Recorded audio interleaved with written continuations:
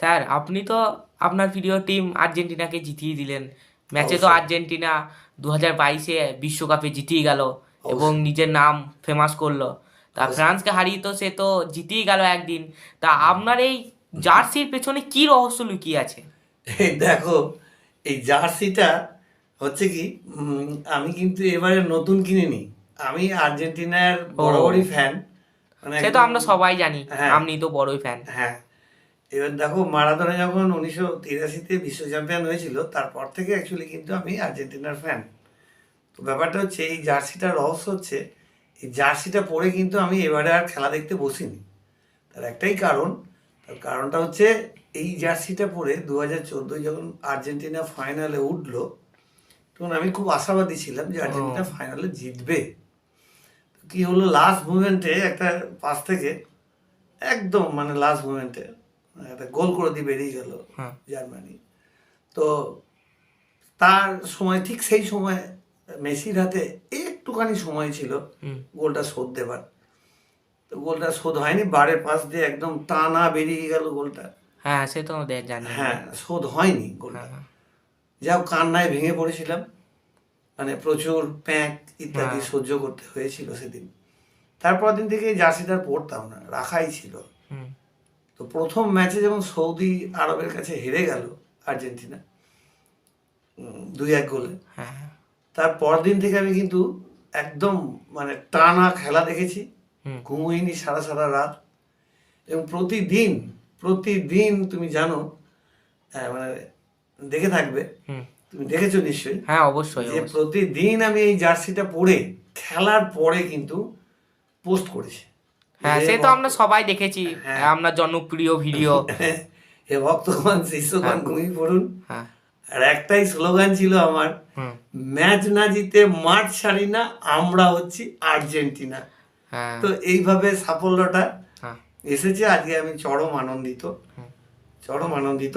হ্যাঁ। তো এখন ব্যাপারটা হচ্ছে, উম, স্যার আমরা তো সবাই জানি যে আপনি মেসির খুব বড় ফ্যান। একদম। এবং উম, মেসি যে সোনার ফুটবলটা পেলো না, তার বদলে সোনার বলটা পেলো। ফুটবলটা পেয়েছে, সোনার হ্যাঁ, ফুটবল পেয়েছে, হ্যাঁ। বুটটা পাইনি। বুটটা পায়নি, এর হ্যাঁ। পেছনে কি রহস্য লুকিয়ে আছে? রহস্য বলতে দেখো, অ্যাকচুয়ালি হয়েছে কি, মেসি আর এমবাপের গোল পুরো সমান সমান। মানে তোমাকে যদি আমি ফাইনালটা তোমাকে আমি দেখাতে বলছি, হুম। দেখাবে তুমি হ্যাঁ, অবশ্যই। হ্যাঁ, অবশ্যই। হ্যাঁ। দেখো হ্যাঁ। ওখানটায়, যে উম, মেসি একদম, মানে সমান সমান গোলে এগুচ্ছে। হুম। সেকেন্ড হাফে, ফাইনালে সেকেন্ড হাফেও হুম। একদম গোল দিয়ে দিয়েছে। কিন্তু এমবাপে সোনার বুটটা পেয়েছে একটাই কারণে, দুটো দুটো কিন্তু পেনাল্টি থেকে গোল গোল করেছে। আমাকে কিছু কথা সহ্য করতে হয়েছিল। আর্জেন্টিনা মানে পেনাল্টি আনা, হ্যাঁ। পেনাল্টি না আর্জেন্টিনা মানে। তা আমি একটা কথাই বলবো, যারা আমার ভিডিওটা শ্রোতা বন্ধুরা দেখছেন, তাহলে এমবাপের ফ্রান্সের গোলটাকে কি বলবেন? এমবাপের গোল, তার তো দুটো গোল করেছে হ্যাটট্রিকের মধ্যে, দুটো গোল ফাইনালে পেনাল্টি থেকে। তাহলে পেনাল্টি আনা কি ফ্রান্স না? হ্যাঁ। আচ্ছা, বিশ্বসেরা প্লেয়ার নাকি মেসির থেকে আর্জেন্টিনা, ইয়ে এমবাপে খুব ভালো প্লেয়ার, মানলাম। এমবাপে অল্প বয়সের প্লেয়ার। তো মেসি, মেসি, মেসির যা যা প্রাইজ আছে, ব্রাজিলের, মানে 20 বছরে মেসি যা প্রাইজ জিতেছে, হুম, কেউ কেউ হয়তো বলেন সব ক্লাবের জন্য, এনা তেন, দেশের জন্য না, অমুক তমুক। কিন্তু মারাদোনার পরে একটাই প্লেয়ার আর্জেন্টিনায় জন্মগ্রহণ করেছে, সেটা হচ্ছে মেসি। এই মেসির উপর ভর করে ফাইনালেও সে দুটো দুটো গোল দিয়েছে, এবং একটা গোল করতে অ্যাসিস্ট করেছে। হ্যাঁ। আর একটা প্লেয়ারের কথা আমি বলছি তোমাকে। স্যার ডি মারিয়াকে তো আমরা সবাই জানি এবং তাকে মাঠের মধ্যে খেলানো খুব অল্প সময়ের জন্য হয়েছিল। এর পেছনে কি তথ্য লুকিয়ে আছে বা আপনি কি মন্তব্য করতে চান, এটা আপনার প্লিজ বলুন। একদম, একদম। আমি, তোমরা লক্ষ্য করবে, আমি যখন থেকে পোস্ট করছিলাম, মানে আর্জেন্টিনার হয়ে প্রতিদিন সাপোর্টিংয়ের জন্য পোস্ট করে যাচ্ছিলাম, এবং ডি মারিয়ার কথা বারবার তুলে আনছিলাম। এই ডি মারিয়া প্লেয়ারটা, তোমরা হয়তো এটা জানো অনেকেই, যে মেসি এবারে ঘোষণা করলো যে আর বিশ্বকাপে সে খেলবে না। হ্যাঁ, বিশ্বকাপ থেকে অবসর নিয়েছে। ডি মারিয়াও যে পাশাপাশি অবসর নিয়ে, যে খবরটা কেউ রাখে না। ডি মারিয়া আমার পছন্দের সবচেয়ে বেশি, মানে সবচেয়ে বড় প্লেয়ার, আগের দিন কোচ স্ক্যালোনি ওনাকে প্রথম নামালেন, তার আগে একটা ম্যাচে জাস্ট কিছুক্ষণের জন্য নামিয়েছিলেন টাই ব্রেকারে যদি লাস্ট শট দিতে হয়। তা আগের দিন ডি মারিয়াকে নামিয়ে বুড়ো হাড়ের ভেলকি কিন্তু ডি মারিয়া দেখিয়ে দিল, একদম নামার সঙ্গে সঙ্গে গোল গোল এবং আর্জেন্টিনা মারাত্মকভাবে এগিয়ে গেল গোলটা, মানে 2-0 গোলে। প্রথম গোলটা মেসি একদম বক্সের ভেতরে ফাউল থেকে পেনাল্টি, দ্বিতীয় গোলটা মেসি, তারপরে একজন পাস এবং ডি মারিয়া, সুন্দর গোল। আমার মাথায় একদমই কাজ করছে না যে হঠাৎ করে কোচ স্ক্যালোনি কেন ডি মারিয়াকে তুলে নিয়ে নতুন দুটো ডিফেন্ডার নেমে দিলেন। নতুন ডিফেন্ডার নামানোর ফলেই তারপর থেকে কিন্তু ফ্রান্স খেলাটাকে ধরে ফেললো। এবং স্যার এমবাপ্পের কথা তো আমরা সবাই জানি, তিনি হলেন ফ্রান্সের ক্যাপ্টেন। তো তিনি আপনি ওই এমবাপ্পের জন্য 100-র মধ্যে কত দিতে চান?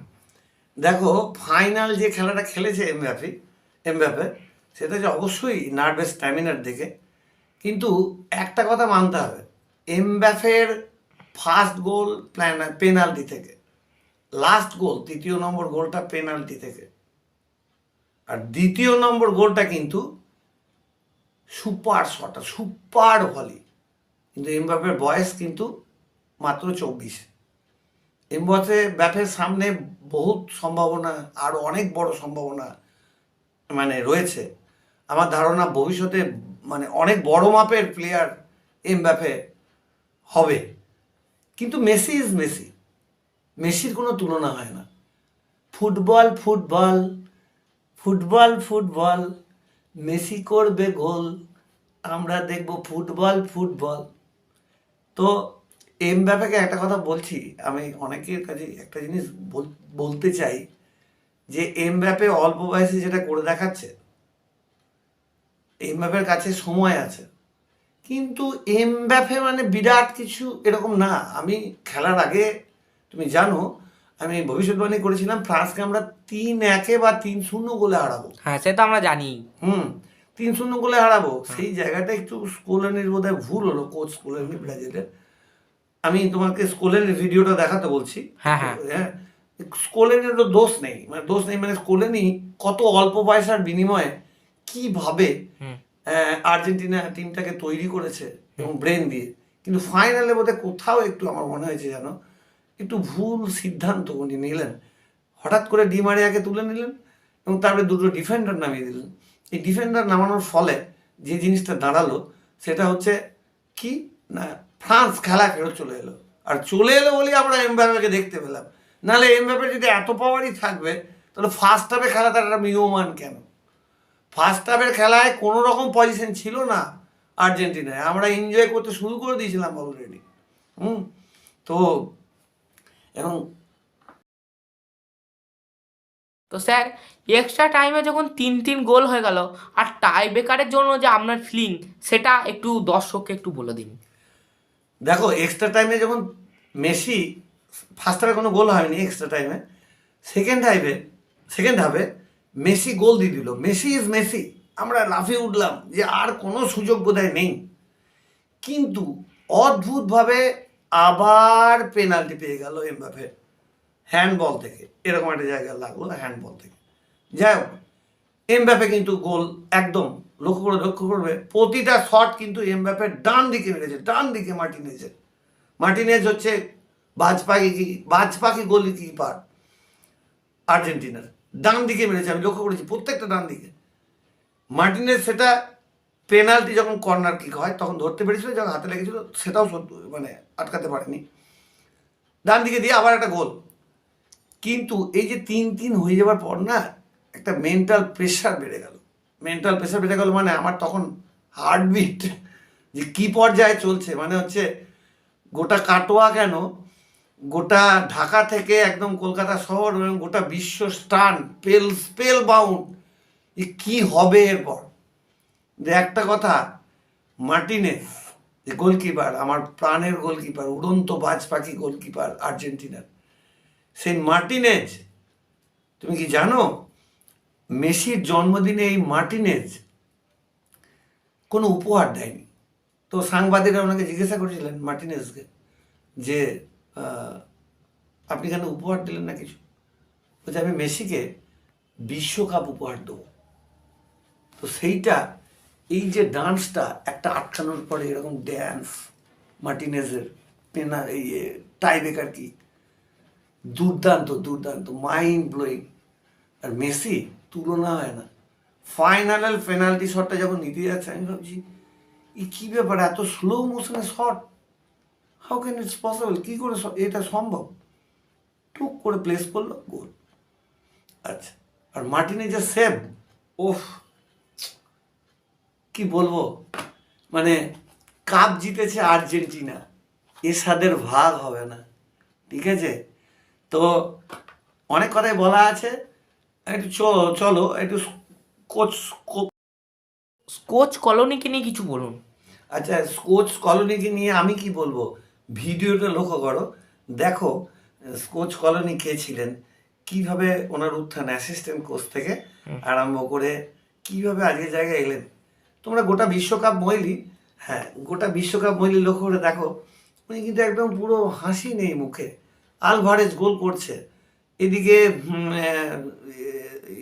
গোল করছে, তোমার মাঝ মারতে গোল হয়ে যাচ্ছে, ডি মারিয়া গোল পাচ্ছে, মেসি গোল পাচ্ছে, কিন্তু ওর মুখে হাসি নেই।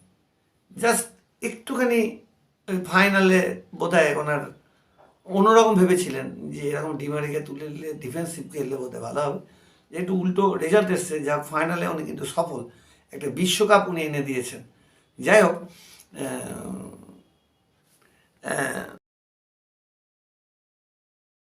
স্যার আপনার ওই নাচটা একবার দেখুন, সেটা তো খুব জনপ্রিয় হয়ে গিয়েছে সবারই কাছে, তো একটু দেখান sir. Football football football football, Messi করবে গোল, আমরা যত বল, ফুটবল ফুটবল, আমরা হচ্ছি আর্জেন্টিনা, ম্যাচ না জিতে মাঠ ছাড়ি না, আমরা হচ্ছি আর্জেন্টিনা, কাপ না জিতে মাঠ ছাড়ি না।